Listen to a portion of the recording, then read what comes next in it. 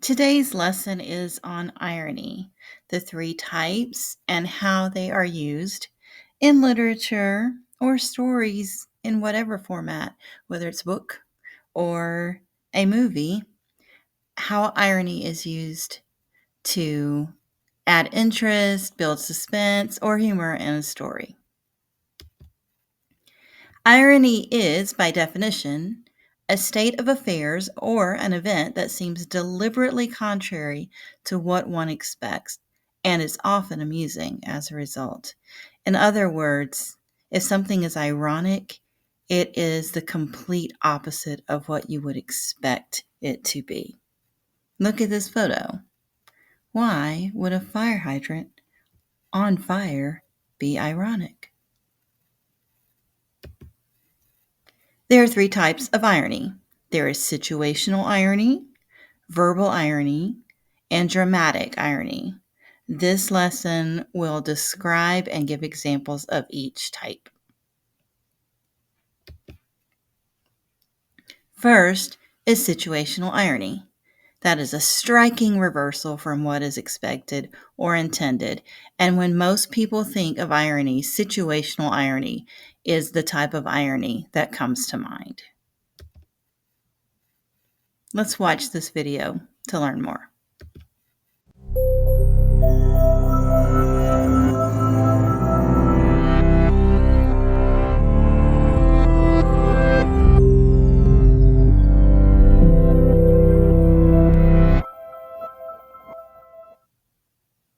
Picture this. Your friend and you are watching a sitcom, and the sassy sidekick walks into a room carrying a 4-tiered wedding cake. He trips, falls, and faceplants into the cake. Your friend doubles over with laughter and says, "So ridiculous! So ironic!"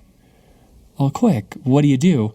Do you laugh along with the laugh track and let this grievous misinterpretation of irony go? Or do you throw caution to the wind and explain the true meaning of irony? If you're me, you choose the latter. Unfortunately, irony has been completely misunderstood. We tend to throw out that term whenever we see something funny or coincidental. And while many examples of true irony can be funny, that is not the driving factor of being ironic. A situation is only ironic if what happens is the exact opposite of what was expected. If you expect A, but get B, then you have irony.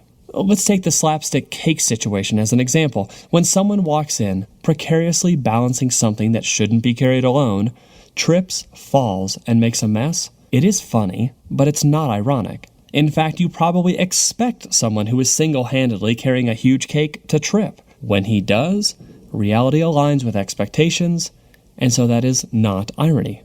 But what if the sassy sidekick walked in wearing a gold medal that he'd won at the cakewalking event at the Atlanta Olympics in 1996?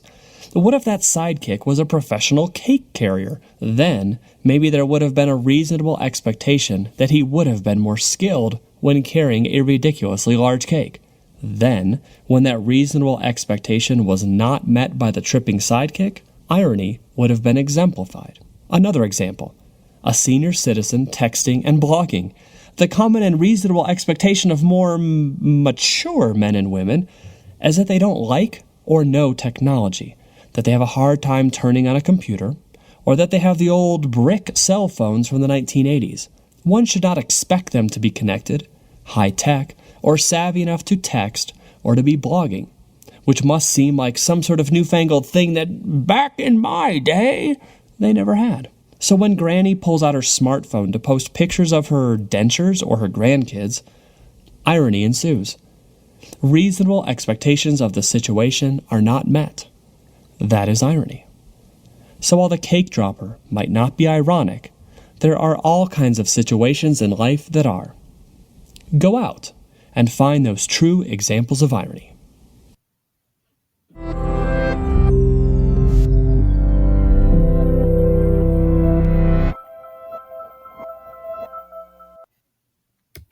So, situational irony is when things are completely opposite of what you would expect. The reality and expectations are not at all aligned. Just to clarify, Coincidence is not irony. Rain on your wedding day is not ironic. It's bad luck. Unless you deliberately plan your wedding in the desert where it only rains once every 2 years, and then you have rain on your wedding day. That would be more ironic. But look at this picture and explain how this photo, which says no smoking on these premises, is an example of situational irony. The second type of irony is verbal irony. Verbal irony is when a person says one thing but means another, or uses words to convey meaning that's the opposite of the literal meaning. Verbal irony is usually what we think of when we think of sarcasm. Sarcasm is verbal irony. This video will explain it better.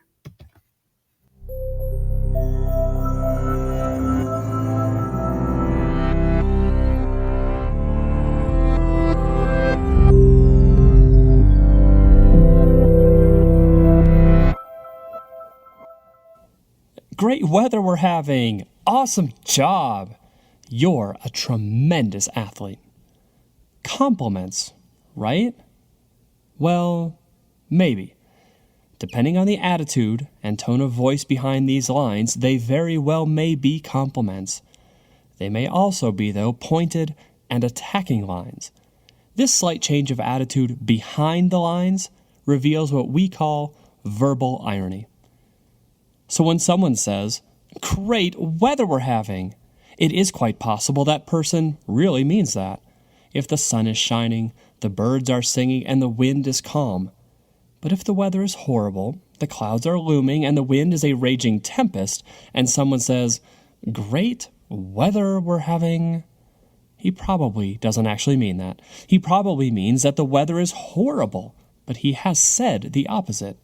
This is verbal irony, when the speaker says the opposite of what he means. I know what you're thinking. Isn't this sarcasm? Isn't the speaker being sarcastic? Yes. When a speaker says the opposite of what he means, that is verbal irony. When the speaker then goes the step farther to mean the opposite of what he says and seeks to be a little pointed and mean, like he's making fun of something, then you have sarcasm. Take the second example. Awesome job! Someone accomplishing his lifelong dream? Awesome. Someone winning a sports championship? Awesome. Someone rear-ends another car? Not awesome.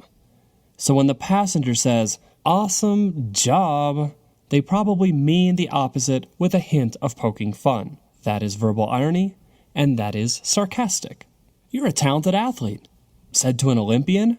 Authentic. No verbal irony present. Said to the klutzy kid tripping into English class and spilling his books and pencil case all over the room? Now that's just harsh and verbally ironic, because what you said is not what you meant. That is verbal irony. You have said the opposite of what you mean. Additionally, since you have the intention of mocking this poor person, you have been not only verbally ironic, but sarcastic as well. Beware, though.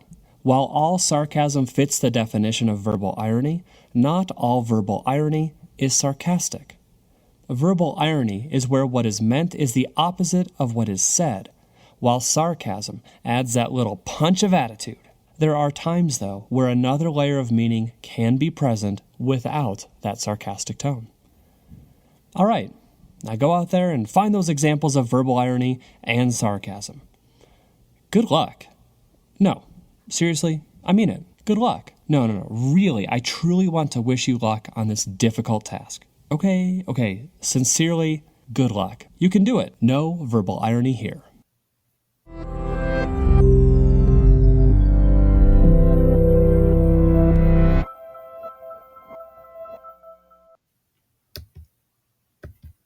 And here is an example of verbal irony, where the guy who is facing the firing squad says, "It doesn't get any better than this." So to recap, verbal irony is when what is said is the exact opposite of what is meant. And sarcasm is verbal irony. All sarcasm is verbal irony, but not all verbal irony is sarcasm. And then the third and last type of irony is dramatic irony. And that is when you have to divide things up into, you have to, there's a character and a viewer or a reader. And in dramatic irony, that's when the reader or the viewer understands or knows something that one or more of the characters don't know or understand. It's when the audience understands something that the character does not understand. Let's watch the video to learn more.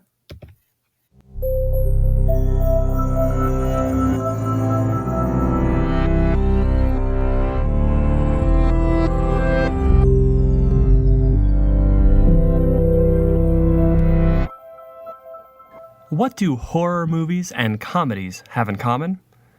The two genres might seem totally different, but the reason they're both so popular is perhaps because of what they have in common: their use of dramatic irony. First, let's clarify. There are three types of irony out there.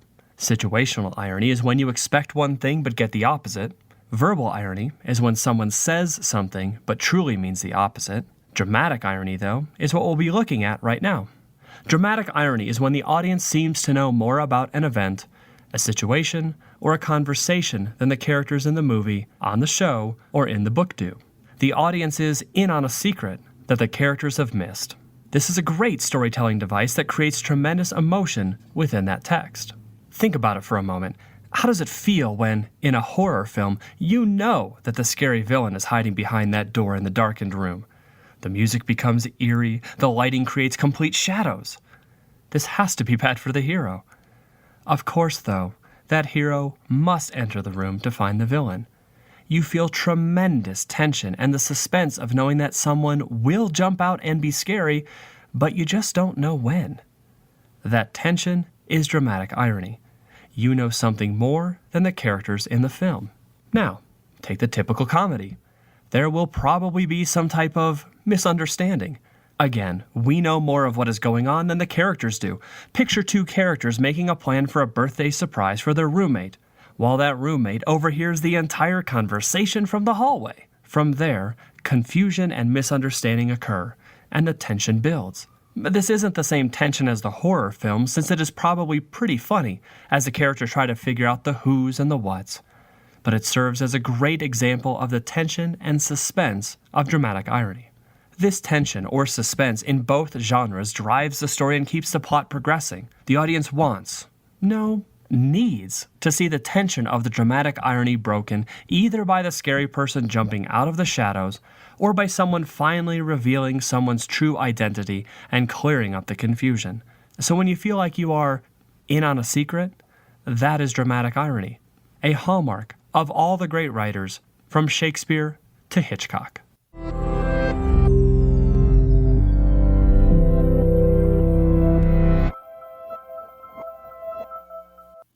So, with that in mind, how is this an example of dramatic irony? We, the viewers, know there's danger, but the swimmer has no idea. And that is where the tension builds, the suspense builds. And it's a great technique to make a story interesting. So, in conclusion, irony is a literary device in which contradictory statements or situations reveal or show a reality that's different than what appears to be true. So, what seems to be true is not, and the complete opposite is actually true. And the effectiveness of this as a literary device really depends on what we, the reader, expect or understand about the difference between what is real, what should happen, and what actually happens. So it's our expectations, or the reader's expectations, that really determine what is ironic and what is not, what should happen and what actually happens. What iron is to industries, Irony is to literature. It's a it's a building material. Good literature uses irony to make good structure. And so here are a few examples of irony to leave you with and hopefully make things more clear. Irony, drawing trees on paper. Why would that be ironic? They waged war for decades, never realizing they were fighting for the same cause. The supreme irony of life is that hardly anyone gets out of it alive. A single death is a tragedy. A million deaths is a statistic. If a book about failures doesn't sell, is it a success? I'd kill for a Nobel Peace Prize.